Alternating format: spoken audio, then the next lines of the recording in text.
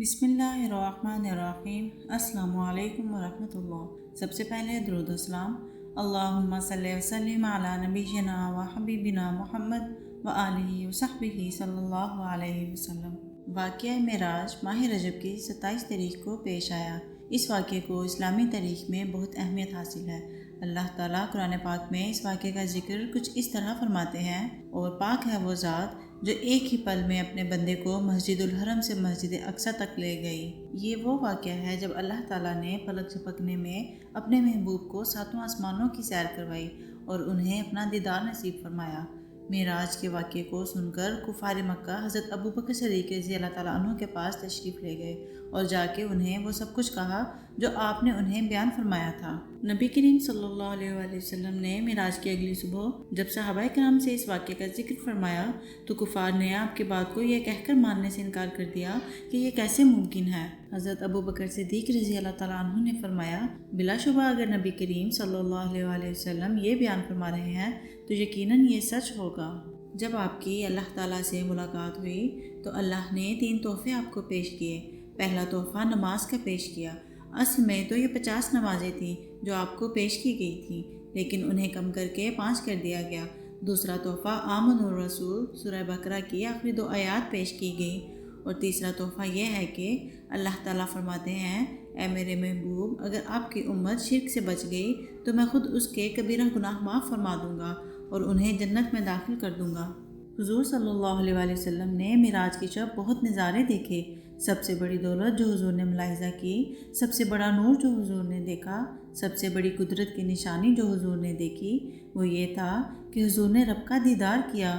نور ہی نور، روشنیاں ہی روشنیاں، خود بلایا محبوب کو اور اپنا جلوہ دکھایا۔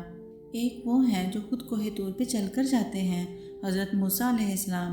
رب ارنی انظر الیک، مالک میں تجھے دیکھنا چاہتا ہوں۔ تو جواب آیا، لن ترانی، اے موسیٰ تم مجھے نہیں دیکھ سکتے۔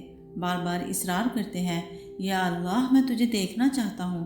اچھا اگر مجھے دیکھنا چاہتے ہو تو اس پہاڑ کو دیکھو، اگر یہ اپنی جگہ پر کھڑا رہا تو تم مجھے دیکھ لو گے۔ وہ پہاڑ اپنی جگہ ٹھہر نہ سکا، اللہ کے جلووں کی تاب نہ لا سکا۔ اللہ پاک نے اس پہاڑ پہ جب اپنی تجلی کا نزول کیا اور وہ بھی صرف سایہ تھا تو وہ پہاڑ اس جلوے کی تاب نہ لا سکا، پہاڑ جلنے لگا۔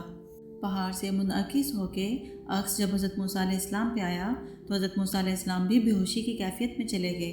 اس کے بعد جب ہوش میں آئے تو حضرت موسیٰ علیہ السلام نے اللہ کے حضور عرض کی، مالک میں تیرے حضور توبہ کرتا ہوں، میں نے تقاضا ہی کیوں کیا؟ لیکن اللہ کے دیدار کی جھلک تو پڑی تھی۔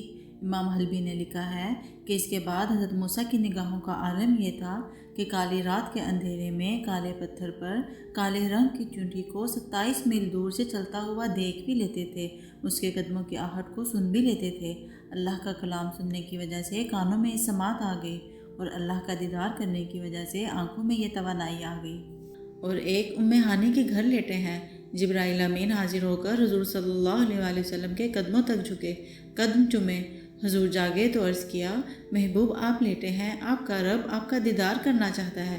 حضور فرماتے ہیں، مجھے اٹھا کے جبرائیل حتیم میں لے گئے اور گلے سے لے کر ناف تک میرا سینہ کھولا، میرا دل نکالا، آب زمزم میں رکھا۔ اس لیے نہیں کہ نبی پاک کے دل کو برکت حاصل ہو، بلکہ اس لیے کہ آب زمزم کو برکت حاصل ہو۔ نبی پاک صلی اللہ علیہ وآلہ وسلم کہتے ہیں، میرے سامنے کھولا اور میں دیکھتا بھی رہا، اور فرماتے ہیں خون بھی نہیں نکلا، اس لیے کہ نبی پاک کی حقیقت نور ہے۔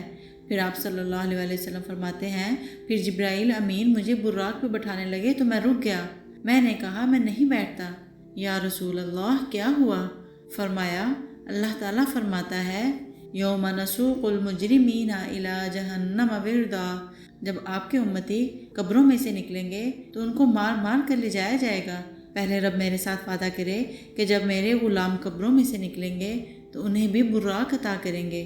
حضرت جبرائیل کہتے ہیں، میں وہیں کھڑا تھا، اللہ پاک نے کہا چل وعدہ کر لے، یوم نحشر المتقین الی الرحمن وفدا، محبوب جب تیرے فرما بردار قبروں میں سے نکلیں گے تو میں سب کو براق عطا کروں گا۔ ما زاغ البصر وما طغی، آنکھ چندھیائی نہیں، حد ادب سے گزری نہیں، جو جلوہ دیکھا تھا وہ آنکھ نے دیکھا تھا، اسی لیے تو آنکھ پر بات ہو رہی ہے۔ قرآن کہتا ہے، ما کذب الفؤاد ما رأى، یعنی جب نگاہ مصطفیٰ نے جلوہ دیکھا تو دل سے پوچھا یہ وہی ہے۔